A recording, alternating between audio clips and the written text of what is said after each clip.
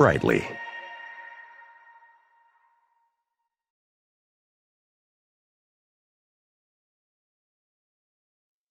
Hello, everyone, and welcome to today's program, Joint Commission's Changes to the Statement of Conditions and the PFI Process, presented by Dude Solutions and hosted by PSQH.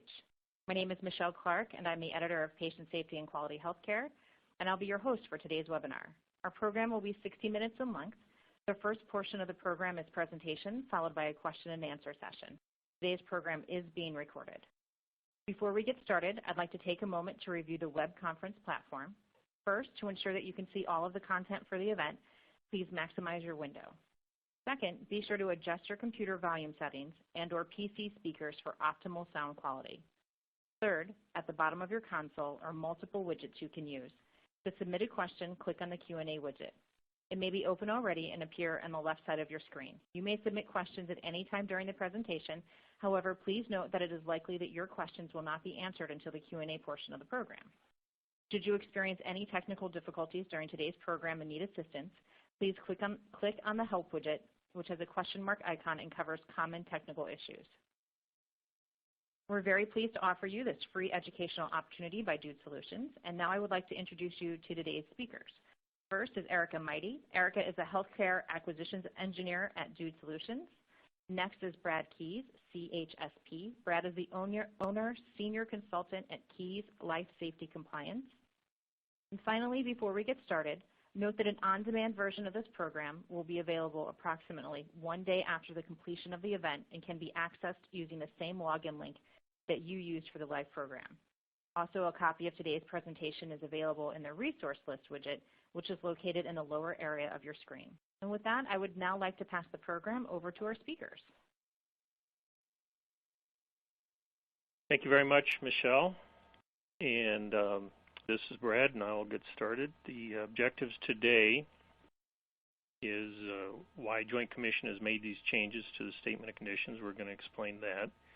We're going to explain what changes have been made, and then we're going to discuss how you apply for a time-limited waiver request, which is one of the newer products that Joint Commission and CMS has offered. So that's a very helpful way of asking for an extension of time. Now, when you're talking about the plan for improvement or the PFI process, make no mistake about it, Joint Commission did not want to make any changes to their Statement of Conditions, especially their PFI process. The PFI process has been finely tuned for over 20 years, and it's been improved upon as years went by. It originally started as a need for hospitals to accumulate specific information about their organization, about their facility. It started out as a paper product in the 1990s. It had 4 sections. The first section was instructions on how to complete the Statement of Conditions. The second section was called the Basic Building Information section, which is pretty much the same today as it was when it was first introduced in the 1990s, and you just ask about specific information about the building so that surveyors can have a better idea as to what to expect.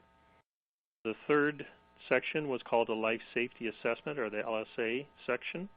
And this section was used primarily as a checklist type approach, give you some ideas what to look for. It was a tool that many hospitals use to go out and evaluate their facility for compliance with the Life Safety Code. And the fourth section was probably the most used section, was called the Plan for Improvement, which is reduced to PFI. Again, it was highly approved as far as by everybody who used it.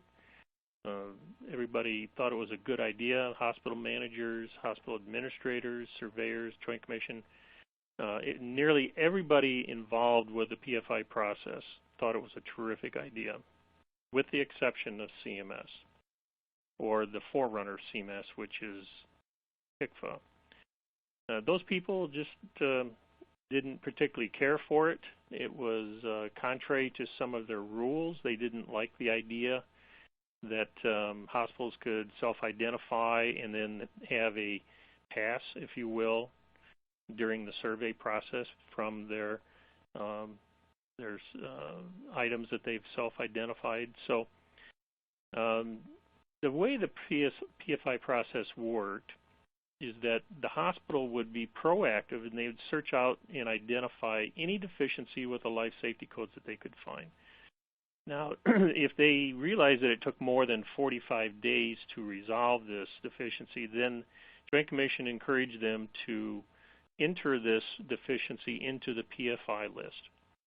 And the PFI list was essentially just a series of questions about this deficiency, and it was a tool used to track that deficiency and to manage it, if you will, in order to ensure that the deficiency gets resolved. And part of that managing was that the hospital had to identify when they thought that the PFI would actually be resolved, or that the deficiency would be resolved. Then at the next triennial survey, the surveyor would look at the PFI list through the review of the statement of conditions, and if the surveyor agreed with the expected completion date, then they would essentially just sign off and accept all the PFIs. What that did is it locked it in to a firm date that could not be changed after that. And then the hospital was obligated to complete it by that date. And as long as the life safety deficiency was self-identified by the hospital on the PFI list, then the surveyor would not cite this deficiency on the survey report, which was a terrific advantage to the hospital. So as you can imagine, this process was a win-win situation because hospitals were motivated to make the effort to go out and self-identify all their deficiencies and then, of course, create a plan to resolve them. And the reward, if you will, was that this deficiency that they self-identified would not be on the survey report, because even if the surveyor saw it, since it was self-identified on the PFI list, then they would not put it on the survey report.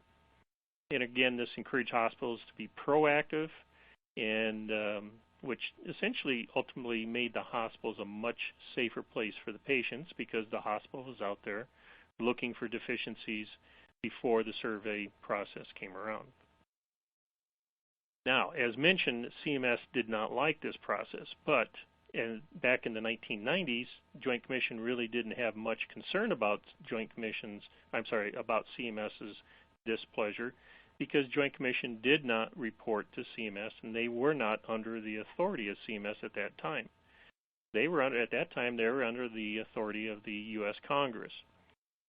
But due to political pressure and other behind-the-scenes maneuvers, Joint Commission eventually gave up that deeming authority that came direct from Congress and allowed themselves to be submitted under the authority of CMS, which is what CMS wanted all along. That didn't happen until 2009. But in 2009, then Joint Commission came under the authority of CMS, just like HFAP, DNV, and CIHQ. Now, CMS does have a rule that when during a survey, surveyors need to cite the deficiencies that they observe. This includes any deficiency that they read about. They have to go out and confirm it and write it into the report. But it took many years of discussion between CMS and Joint Commission for Joint Commission to make any changes to their PFI process. In fact, it took 5 years. And I'm sure that was at times it probably was a very heated discussion, because Joint Commission, again, thought this was a terrific process, which I agree, I thought it was great as well.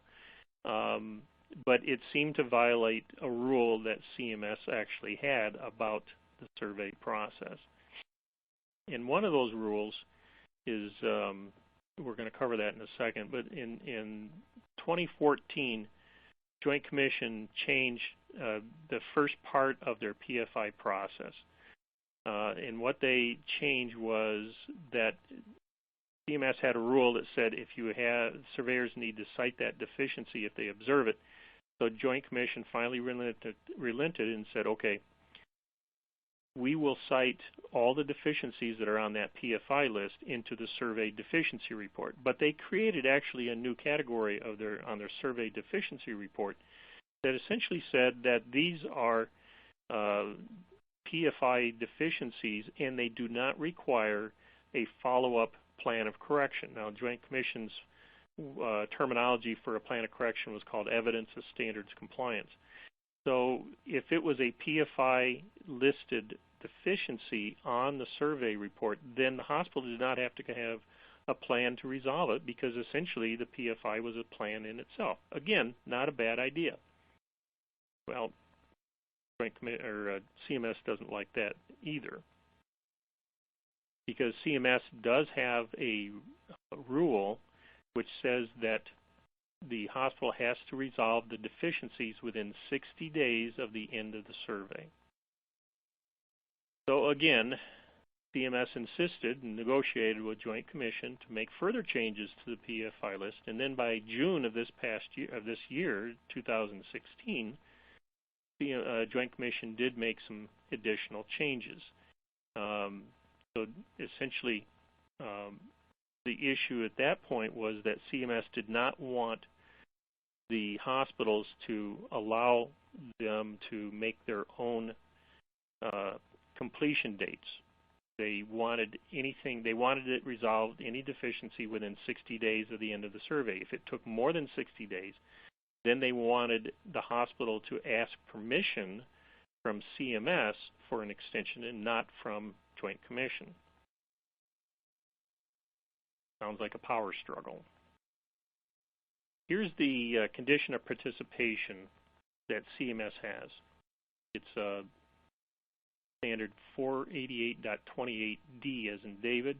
And I'll read it to you. It says, ordinarily a provider or supplier is expected to take the steps needed to achieve compliance within 60 days of being notified of the deficiencies, but the state survey agency may recommend that additional time be granted by the Secretary in individual situations if, in its judgment, it is not reasonable to expect compliance within 60 days. For example, a facility must obtain approval of the governing body or engage in competitive bidding. So this is the actual rule that actually has been on the books for many, many years. It's not something new. And CMS is holding Joint Commission accountable to meet that particular rule. So Joint Commission, since they're under the authority of CMS, has to make changes to their PFI list. So where are we at today? Earlier this year, Joint Commission announced that their surveyors will no longer review, they're no longer going to look at that PFI list. And all the life safety deficiencies that the surveyor observes has to be put on the survey deficiency report, and it's going to require a plan of correction that it must be that you must have it resolved within 60 days. If it requires more than 60 days to resolve it, then there is an alternative way of selecting the process, and the official term is called a time-limited waiver request. And this terminology actually comes from CMS. The official name of the extension request is a CMS product called the time-limited waiver request. Now, these changes are a result of CMS having their way and making Joint Commission modify the process. No longer will hospitals get a pass, even if they self-identify that particular life safety deficiency, because CMS insists that all deficiencies be cited in the survey deficiency report. And this is important to understand. Joint Commission did not want to make these changes. I'm sure that there was a lot of discussion behind closed doors that we'll never know about, but ultimately CMS controls the process. Joint Commission is now an agent of CMS, if you will, and they have to follow the rules that CMS puts down. So that is just like HVAP and D&V follows the rules as well. Now Joint Commission has to follow these rules. So everybody's on the same level playing field.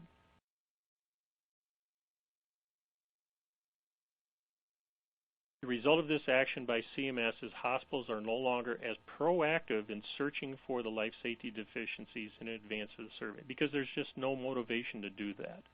There's no motivation by hospitals. Now, some hospitals undoubtedly are going to do that, and hopefully the people who are listening in will be of that group. But ultimately, what we're finding by observation is that hospitals are saying, look, if I don't get a free pass for not, for self-identifying it, I'm not going to go out to the trouble and try to find these deficiencies. I'm going to let the Joint Commission surveyors find them, then I'll fix them. This is what we're finding is happening across the. That's not good. That attitude isn't a good practice or the best practice, but that is a reality, and that is what's happening. What the result is that the environment is not as safe for the patients as it once was. So in reality, in my opinion, the process is not helping to create the safest level of environment for the patients. So we're diminishing that to a degree. So Joint Commission made further announces when they made these announcements I believe it was posted in the August newsletters that they have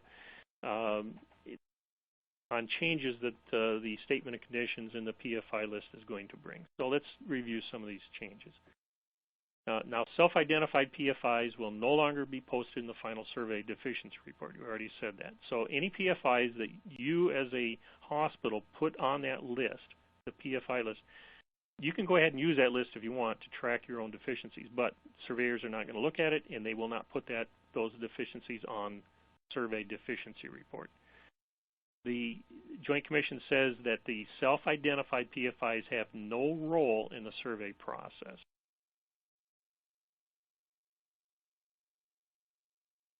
The Joint Commission will no longer offer extensions. Before, they offered an automatic 6-month extension that you didn't even have to apply for. You just automatically get it. That goes away. If you have a projected date of completion down and you think, well, I need to extend that more, you can't get that from Joint Commission anymore. You can only get approval for extensions from CMS. And that's not quite as easy a process as it once was when you were dealing just with Joint Commission. Now, Joint Commission says that the hospitals are encouraged to continue to use the PFI list to manage your deficiencies, but will only be for the benefit of the organization, meaning that surveyors are not going to look at that list, and it's not going to have any bearing on the survey results at all. The automatic 6-month grace period is no longer available. And all life safety code deficiencies identified during a survey will result in a requirement for improvement and will automatically have a 60-day evidence of standards compliance requirement. Now, as I'm going to show you in a few slides, you can ask for an extension through that time-limited waiver request, but ultimately any deficiency that is put on the list has an automatic expectation that you will fix that in 60 days. If you can't fix it in 60 days, then you're going to have to go further and request additional information that we'll cover here shortly.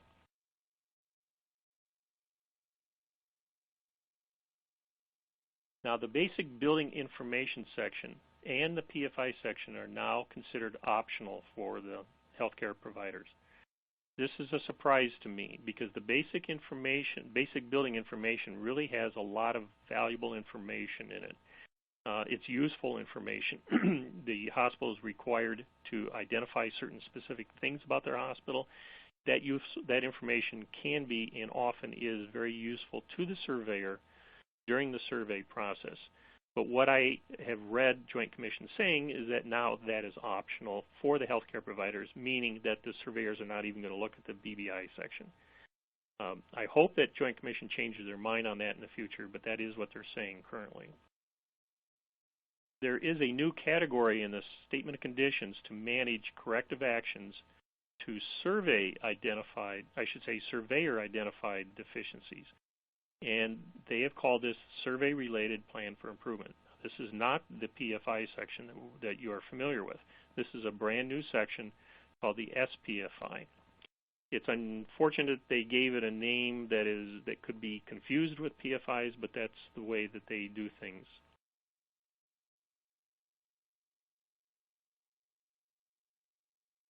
Now, if an organization has a life safety deficiency that was identified during the survey, and it requires more than 60 days from the end of the survey to resolve, then the organization selects the SPFI tab in the electronic statement of conditions. The SPFI tab is a management process for those particular life safety chapter deficiencies identified by the surveyor during the survey that you feel you're going to need more than 60 days to resolve.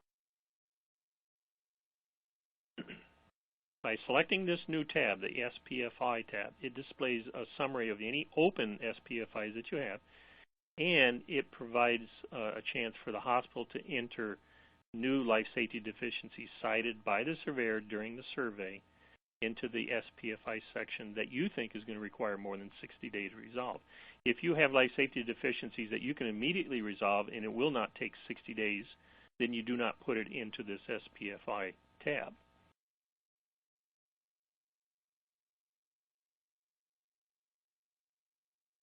The SPFI will automatically inform you that a time-limited waiver request is required when you enter a scheduled completion date that is beyond the 60 days from the end of the survey. So that's how it triggers the time-limited waiver request, is when you put in a estimated completion date or scheduled completion date, not estimated, but actually scheduled completion date, that is more than 60 days beyond the end of the survey, then that will automatically pop up a window that says you need to apply for a time-limited waiver request. Now, a time-limited waiver request is very much different from a standard waiver request. A standard waiver request is a request of CMS saying, due to a particular hardship, I cannot fix this deficiency. And the CMS will judge that and oftentimes grant you a waiver not to comply with that particular requirement. A time-limited waiver request is different because you're saying, by submitting a time-limited waiver request, you're saying the hospital will resolve this deficiency. But the only issue is that you need more than the 60 days to resolve it. And that's all that the time-limited waiver request is really doing, is asking for an extension beyond the 60 days. So that's the important aspect or difference with a time-limited waiver request. Now, when you create a survey-related plan for improvement, you are telling Joint Commission that you cannot resolve this deficiency within the traditional 60 days, and you need more time. So I'm kind of repeating myself here to emphasize what the purpose of this SPFI is for. The date you provide in the scheduled completion date is a firm date, and you are not afforded any additional extensions. This is different than what that projected completion date used to be in the old PFI form, where you could actually get extensions easily to fix that. Now, it's my understanding it's not something that Joint Commission is saying at this point, but if you find that something just, the bottom falls out of your plans and you can't get this completed by the scheduled completion date, you can go through the process of submitting another time-limited waiver request to request another extension. Now, that doesn't guarantee it'll be approved. In fact, it has to go through Joint Commission first before it goes to CMS. That takes time, but that is my understanding that CMS will allow that. But I want to make it very clear that Joint Commission is not identifying that as an option at this time. Now, the SPFI will redirect the user to the time-limited waiver request site in the statement of condition to facilitate that request. So you trigger that, it pops up, you start filling out that information. You have to complete that time-limited waiver request in the SPFI section and submit it back to Joint Commission within 45 days of the end of the survey. This is all done electronically. It's all done as one operation. When you submit it, it submits both the SPFI and the time-limited waiver request to Joint Commission. You will immediately receive a notification that your request has been received. Joint Commission is now saying that once you get that notification that your request has been received, you can assume it will be approved. I wouldn't go so far as saying that, but that's something that Joint Commission cares. They choose to say that. CMS is readily approving time-limited waiver requests. They want to, but what they're finding is that a small percentage of them are not being approved, mostly due to technical issues possibly because of the scheduled completion dates might be too long and CMS may not approve that. So I want to make sure that you understand that not every single, just because you submit the time limit waiver request in the SPFI, that it automatically is approved. More than likely it will be approved, but the possibility is that it might be kicked back and asked for more information. Now, Joint Commission will evaluate your request, and if additional information is needed, they will contact you. And if Joint Commission agrees with your request for a time limit waiver, then they will forward it to the appropriate regional office of CMS for their review and approval. Now, that process does take some time. After CMS makes a decision regarding the time limited waiver request, which could take anywhere, I put down anywhere from 2 weeks to 9 months. Maybe that's not a fair statement to say it takes 9 months. I have seen these being approved as often as 2 weeks, or as quick as 2 weeks. But I've also seen these take, originally when they started up this process, so there was some very long lead times to get them approved. I think they've ironed out some of those problems. So most of these time limit waiver requests will probably be done and approved within a couple months at the most. Now, the regional office will notify you directly and Joint Commission directly of their decision. If the CMS regional office approves the time limited waiver request, then Joint Commission will update the scheduled completion date and the SPFI if needed by order of CMS. In other words, if they feel that that time frame is not within close enough tolerances, they will tell you to tighten that up a bit. And they will document any approval, they'll document that approval in the history audit trail that Joint Commission has. That's accessible through the statement of conditions.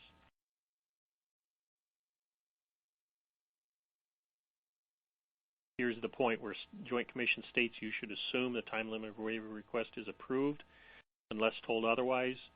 My experience is this is not always the case. Probably 90 to 95% of them are approved. There's a few percentage points of them that don't get approved. Experience shows CMS wants to approve time-limited waiver requests because it demonstrates the hospital is actually resolving the issue, which is a good thing. The only thing is that the hospital needs additional time to fix it. And that's, more often than not, that's the issue that CMS will have a problem with, is that the amount of time that you want to take this to get this resolved. So when you write your time-limited waiver request, make your best argument for as much time as you feel you need. Just don't assume that you're asking for 3 years to get something done, that's going to be acceptable, because if it's a rather simple thing to resolve, then CMS might say, no, 3 years is too much time, and they might reject it. Now, if the CMS regional office does not approve your time-limited waiver request, then Joint Commission will get back in touch with you to formalize another option, which usually means you modify your original request and resubmit it. Now, failure by the hospital to resolve the deficiency by the approved and agreed scheduled completion date will result in a change in your accreditation decision to accreditation with follow-up survey. So what this means is that Joint Commission is monitoring your statement of conditions. And they're keeping track of that information. Once life safety deficiency is resolved, the organization needs to enter what the actual completion date is for that particular deficiency. So you get approval, you go out and you get an extension and CMS approves it, and then you fix it, and then you go in and you put down the actual completion date. Joint Commission monitors this on the statement of conditions electronically, and if that actual completion date is after the scheduled completion date, you will expect to see some surveyors on your doorstep in the near future, and that will automatically trigger a follow-up survey.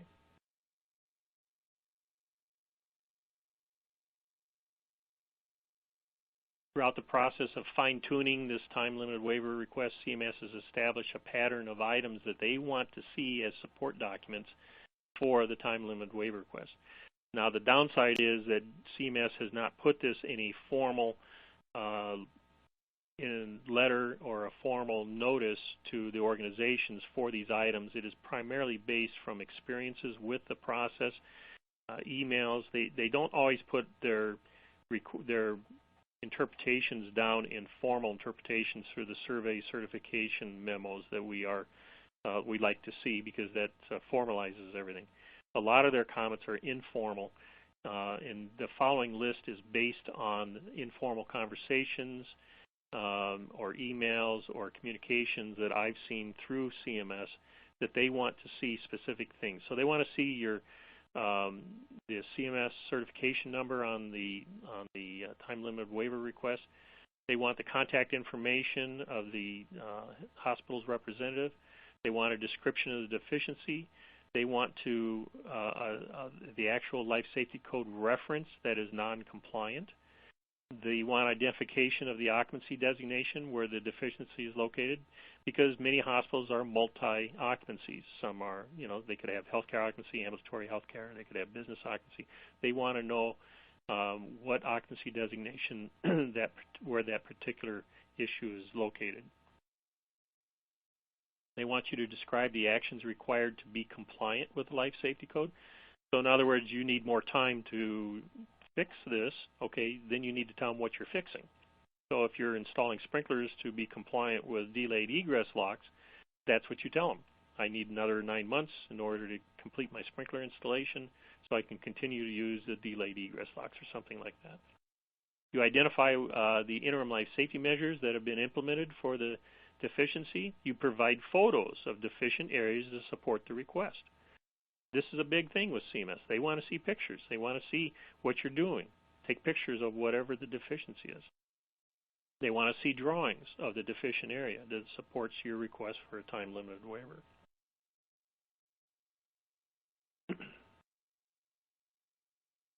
You provide copies of documents that support your request, such as work orders, estimates, proposals, as appropriate.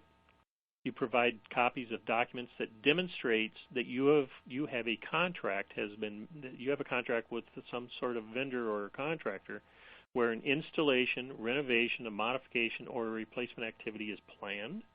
You provide copies of building permits, and you provide copies of construction schedules. These are all things that CMS wants to see as supporting information for the time-limited waiver request. Please understand that not all of these items that I previously listed may be required, depending on your specific situation and depending on what Joint Commission actually wants at the time you submit your time-limited waiver request. Only one time-limited waiver request for each specific SPFI is permitted, but you may submit multiple SPFI or time-limited waiver requests. So there's no limitation on how many request you can submit. It's just that each request has to have just one deficiency issue. So effective July 1st of this year, Joint Commission reordered their EPs in their chapter, life safety chapter under LS 010201. And this is dealing with interim life safety measures to assist in the completion of ILSMs. Former EP3 is now EP1. So when creating an SPFI, a drop-down list featuring all these 13 ILSM actions are available to select. So it helps you identify the specific requirements for ILSMs when you fill out the SPFI. So I want to show you some actual examples of time-limited waiver requests, that these are deficiencies that actually took more than 60 days to resolve and required a time-limited waiver request to be submitted. So the deficiency was a maternity ward is using infant security locks on their entrance and exit doors from the unit, which is not unusual. A lot of hospitals use some sort of security locking mechanism whenever it deals with babies. But they did not comply with the special measures locks as described under Section 19.22252 of the new Life Safety Code, the 2012 Life Safety Code. Specifically, the hospital needed to install smoke detectors within the locked area to become compliant with the Life Safety Code. So the deficiency was cited during the report. The hospital said, okay, we will put the smoke detectors in, but we need more. We can't do it within 60 days. Because it required quite a few detectors put in. It required expanding their control panels or fire alarm control panels. It required running new lines up to that OB unit from wherever the fire panel was located. Plus, all that needed to be submitted to their state agency on behalf that operates on behalf of hospital design and construction. So there was probably a 60-day window there alone for the state to review their plans and approve them. So the whole process probably took another 4 months to get completed. And that doesn't even account for any budgeting issues that maybe they didn't have a budget for that. So that's not unusual. Another deficiency is a hospital is using delayed egress locks in their facility, but the facility is neither fully protected with sprinklers or smoke detectors. So the solution is the hospital needed to finish their sprinkler installation to become 100% fully protected with sprinklers. This is actually a very common deficiency seen quite often by hospitals. Over the years, they installed delayed egress locks without the realization that the hospital needs to be either fully sprinklered or fully smoke detected. Well, very few hospitals are fully smoke detected, so they usually opt out, and it's rather costly to install smoke detectors in all areas. So they end up deciding to put sprinklers in everywhere, which is a very smart idea. Fully sprinklered hospital is much safer for everybody. But again, that takes time. You just don't automatically do that in less than 60 days. So that's an example of where a time limit waiver request was used. Another example was a hospital has a pair of fire-rated doors that are warped and they no longer actually closed and latched properly. So the solution is that the hospital needs to replace these defective fire-rated doors with new fire-rated door assemblies. Well, for those of you that are in the plant operations or the engineering department or the facilities management department, you're probably fully aware that you just can't simply go out and buy doors off the shelf from some distributor and put them in less than 60 days. They're very costly. A pair of cross-corridor doors that are fire rated might cost $10,000 to $15,000 depending on bells and whistles that go with it. But the bottom line is they have to be manufactured almost custom made by the manufacturer. So it takes 3 or 4 months to get those ordered, received, and then installed.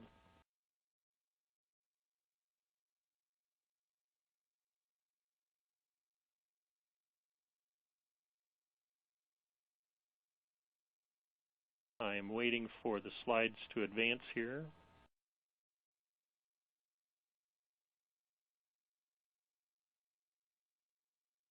And I think we skipped one.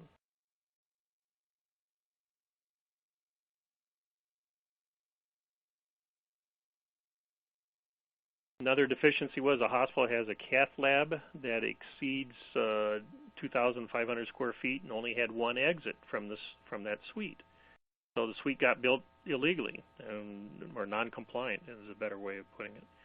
Any suite that is over 2,500 square feet that is a non-sleeping suite has to have 2 exits from the suite. So the hospital has to install another exit. Well, you just simply can't open up a hole in the wall and put a door in it and say, well, here's my second exit. It takes quite a bit of redesign efforts, costs, budgeting, so forth.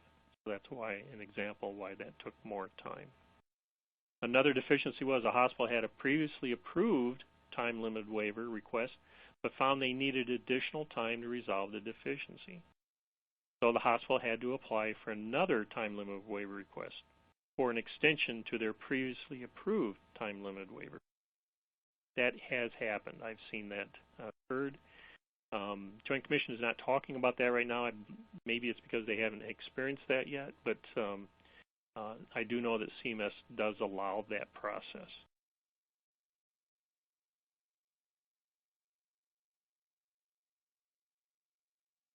Another deficiency was a hospital has non-compliant suites, and the decision was made to revert the areas back to exit access corridors. So just a little background information. The hospital had what they thought was a suite, and when surveyors looked at it, they realized, wait a second, this doesn't comply with the suite. And off the top of my head, I don't remember what the deficiency was that made them realize it didn't comply as a suite. It could have been travel distance problems, could have been other issues. But the problem is when they said, okay, we're going to convert this back and stop calling it a suite and open up the areas and call them exit access corridors, the problem is that the existing patient room glass sliding doors did not positively latch. And they had to install, go out and order and find positive latching hardware and then install it on the glass sliding doors. In some manufacturers, this is a huge problem. Some manufacturers of glass, the aluminum frame glass sliding doors, have available as a retroactive installation to install positive latching, and then some manufacturers don't. Generic hardware is very difficult to find aftermarket process, if you will, on these particular doors. I've actually known in other cases where hospitals have decided to pull out those doors and remove them and install brand new doors, glass sliding doors, that do have positive latching hardware because they couldn't find aftermarket hardware that would adequately resolve their problem.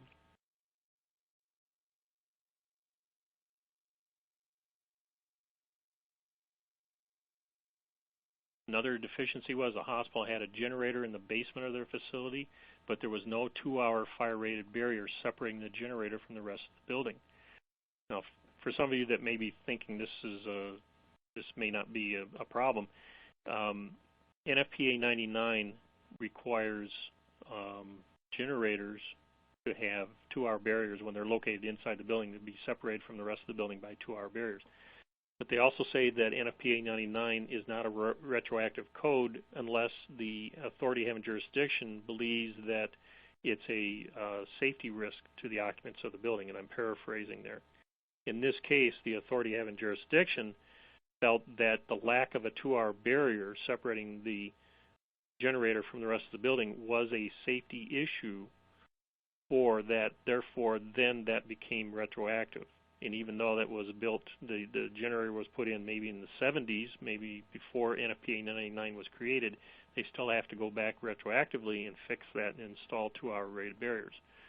Well, depending on the layout of the building, you just can't throw up 2-hour barriers that quickly.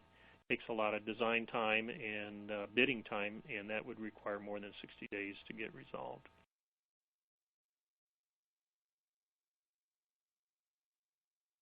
Another deficiency was a hospital has an elevator that opens directly onto a stairwell exit enclosure. I'll be honest with you, I've never seen this before until I ran across this, and I don't know how it ever got designed that way, that a designer for a hospital actually allowed an elevator to open directly onto a stairwell enclosure. It's against code. It always has been against code for decades. When it got built and designed, it got slipped through all the reviewers, but the hospital has to go back and install a 2-hour barrier between the elevator lobby and the stairwell enclosure, which is not an easy or inexpensive proposition. All right, so those are the changes that are being made to the statement of conditions. Let's review real quickly what we've talked about today. There's a new tab in the Statement of Conditions, electronic Statement of Conditions, called SPFI, stands for Survey Related Plan for Improvements. Selecting that tab opens the SPFI process for completion when the life safety deficiencies cannot be resolved within 60 days of the survey. The SPFI tab directs the healthcare organization to the time-limited waiver request site to facilitate that request. And then the SPFI and the time-limited waiver request needs to be submitted to Joint Commission within 45 days of the survey. The reason they want it 45 days is it gives Joint Commission 15 days to review it, and if corrections need to be made, they can have time to communicate with you. They need time to get that corrected so that it can be submitted to CMS within 60 days of the end of the survey. After the time-limited waiver request is submitted to Joint Commission, the CMS Regional Office has the responsibility to decide to approve or deny the request. The healthcare organization continues on with the plans to resolve the life safety deficiency until they hear otherwise from CMS. The SPFI will change colors to provide a visual alert of nearing completion date. So you got to have somebody looking at this from time to time on a, you decide the frequency, at least a weekly basis, if not daily. If a healthcare organization misses their scheduled completion date, then that will automatically trigger a change in their accreditation decision to accreditation of a follow-up survey, and you can expect surveyors to show up on your doorstep shortly thereafter. Joint Commission no longer offers extensions of any kind to any of the PFIs. If the healthcare organization cannot meet their scheduled completion date, they need to contact Joint Commission and possibly resubmit another time-limited waiver request. The traditional plan for improvement is no longer part of the survey process. Now, healthcare organizations may use the traditional plan for improvement list for their own purpose of managing the deficiencies, but Joint Commission will no longer look at it, they will no longer review it, it will no longer be part of the survey process. Okay, that is my presentation, so I will pass this back to Michelle. Thanks, Brad. Before we begin the Q&A portion of the program, I'd like to hand the call over to Erica Mighty from Dude Solutions for just a few minutes. Erica? Thanks, Michelle, and thank you, Brad. That was tremendously helpful and great information. We've talked a lot about changes to the PFI process. I think we can all agree that one of the few constants in healthcare compliance is change, right? That's why it's so important that you have tools and resources at your disposal to help you manage these changes internally, make sure that you have the documentation that you need to prove compliance, and have support from an organization that understands what you guys are going through, an organization that works exclusively within the healthcare space. And that's why we at Dude Solutions and the Works Hub are so excited to be a part of this.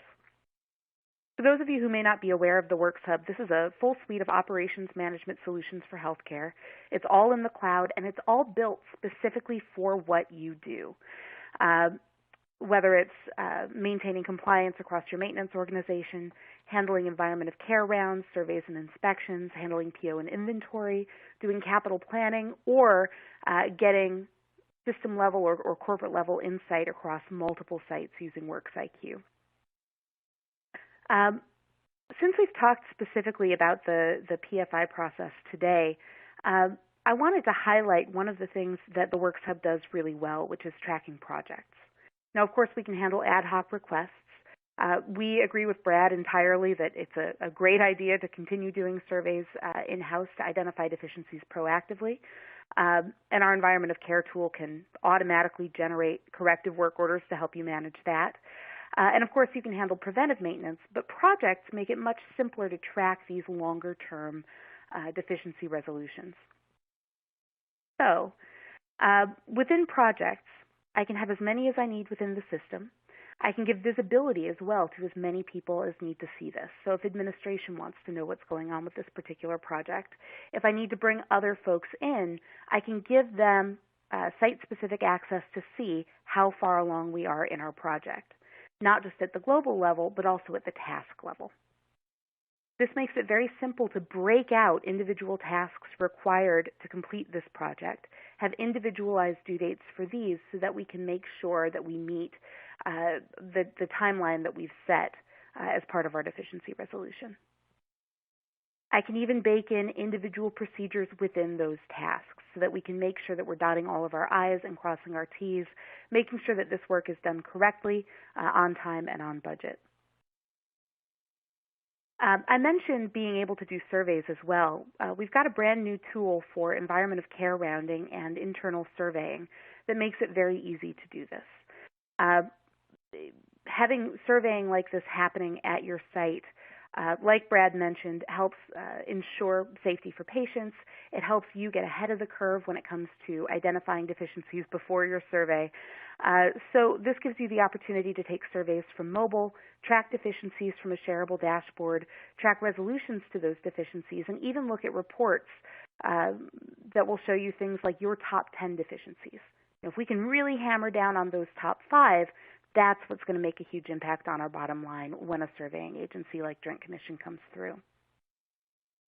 So in sum, we believe here at Dude Solutions and the Works Hub that using a tool like ours not only can help you with these changes to the PFI process and to tracking your time-limited waivers, but in a broader sense, it can help you reduce compliance risk, increase productivity, enhance communication, improve operational insights, and reduce costs around the organization. And because we work with healthcare providers like yourself, we want to make sure that our team can help you meet those needs as you find them. So again, thank you, Michelle. Thank you, Brad. And I believe, I'll turn this back over to Michelle. A lot of you have questions, and we'll move on to that. Great. Thank you so much to both of you. This brings us to the Q&A portion of the program. So we would now like to invite you to ask live questions of our speakers. To submit a question, click on the Q&A widget at the bottom of your screen. It may be open already and appear on the left side of your screen. Please note that your questions will remain anonymous and will not be viewable by other audience members. Our first question: have any hospitals been surveyed under this new method, and have you heard any feedback on the process, positive or negative? Brad, I believe that one is for you. The new process. Yes, many hospitals have been surveyed under this new process. Joint Commission does, on average, they do probably 25, 30 surveys a week.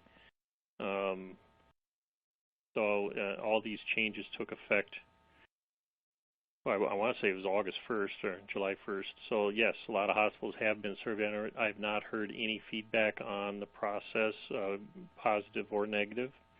So that must mean things are going well. Otherwise, if it was not going well, people would be probably screaming and hollering. So I can't really offer anything more on that. Okay, great. We have another question. This is a two-part question. Who can initiate a time-limited waiver and equivalency? And will surveyors verify that the life safety code deficiencies are identified and corrected within the 60-day window through an internal work order system?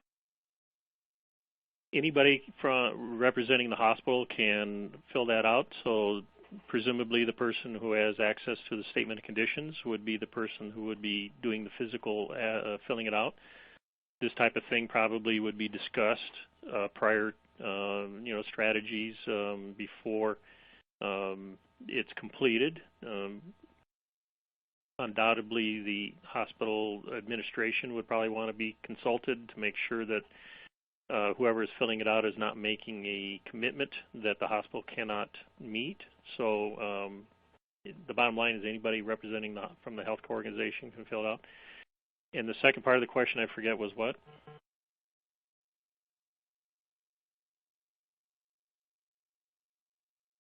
I'm sorry about that. I was on mute.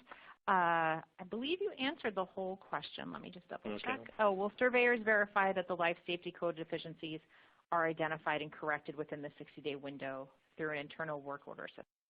I don't know that they will. I think the Joint Commission is taking the hospital's word, because when the hospital puts in the actual completion date, that will be monitored by the home office in Chicago. And if it's beyond the scheduled completion date, then that's going to trigger a follow-up survey. So they are monitoring that. But if it doesn't trigger a follow-up survey, then I think they accept that and they just move on. And I don't think surveyors are going to be interested in monitoring that after the fact. Great, thank you so much. Another question, just to clarify, when we first send in a TLW, do we need to send in photos or documents, including proposals and building permits, or do we need to wait until you ask for those, until they ask for those? The CMS wants to see all that stuff. Now, Joint Commission may have different instructions on how you do that, but my experience that I've supervised this process for another organization, and CMS is very adamant that they want to see all those things. So my presumption is that Joint Commission is going to pass that information on to their clients and make sure that these photos and building permits and so forth are included. Now, If for some reason the hospital does not have a building permit and does not have a construction schedule because it hasn't been released yet and approved for construction, then you need to explain that so that CMS understands that. If you just don't send it in without an explanation, then the possibility is that it'll be kicked back and say we can't approve this because you didn't submit the information we want. I want to just make a point that CMS oftentimes changes their rules without telling anybody. In the first time you learn about their change in the rules is when they say we no longer accept it that way, we have to have it this way. They don't put things in writing as often as we would like them to do. So this is how we learn, is that when some things are kicked back saying, no, we need to have this information. Well, we didn't know that they wanted that information before. Now all future presentations have to include additional things. So I've identified the things that I know that CMS wants to see. If Joint Commission has a different list, they will inform the hospitals of that as well. Thank you. How will the new SAFER risk assignment affect the process? For example, will a high risk affect the length of the TLW? I don't think it's going to affect. If you're referring to the NFPA 99 risk assessment for different categories of the systems in your hospital, I don't think that has any bearing on the time limit waiver request. Could you read the question again, so see if I misunderstood it? Sure. How will the new SAFER risk assignment affect the process? And for example, will a high risk affect the length of the TLW? Well, the SAFER stuff, I don't know that that's going to affect the time limit waiver request at all. So my answer is I'm not aware of any bearing or any effect on that. Okay, thank you. Are existing approved standard equivalencies or SES still valid and supported by the Joint Commission? No. If they're approved by CMS, then they're only valid until the next survey. If they were not approved by CMS and they were approved by Joint Commission, then they're null and void immediately. That was made known, I believe, in 2014. That's when Joint Commission announced that they no longer will approve equivalency requests, and they passed them on to CMS. And CMS has since made it clear that all waivers and all equivalencies, FSESs, that they approve are only valid until the next survey, triennial survey, which means it's no more than 3 years, actually a little less than 3 years. So the bottom line is that waivers and equivalency requests are now temporary measures. One-time equivalencies that were approved were considered for the life of the building. That's no longer the case. So you can use the waiver process and the equivalency process. It'll only give you a few years time, and then you're going to have to address it again. So the advice that most people are giving now is just go ahead and fix it. Find a way to fix it rather than going through the equivalency waiver process. Thank you. So I think we have time for just one more question. Our facility is going to be surveyed by the Joint Commission in 2017. Who prepares the SOC, and does it need to be an electronic SOC? I'll answer the second part. Yes, it has to be electronic, and that's a product that Joint Commission provides to all their accredited hospitals and organizations. So yes, you do have access to the statement of conditions. It is on their servers, so it's something that you fill out, and then it's maintained electronically by them. Anybody representing the hospital can fill out the statement of conditions.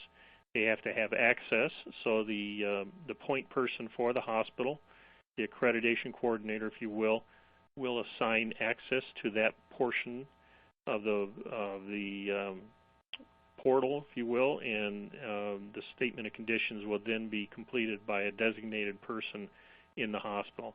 Typically, it's a facilities person because it predominantly dealt with facilities equipment. But it could be anybody designated by the hospital. Great, thank you so much. Unfortunately, we have run out of time for questions.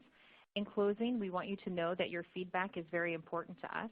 As seen on screen at the bottom of the current slide is a link to the evaluation. A live clickable link can be found in the resource list as well as in the program evaluation widget at the bottom of your screen, and it will also appear in the slide window at the conclusion of the program. We would greatly appreciate your thoughts on our program today. I would like to thank our speakers again for joining us today and sharing their knowledge on this topic, and to our listeners, thank you all for putting aside so much valuable time to watch our program. We hope you found it informative, and we look forward to providing you with other helpful programs in the future. Ladies and gentlemen, this concludes our program. Thank you again for joining us, and have a wonderful day.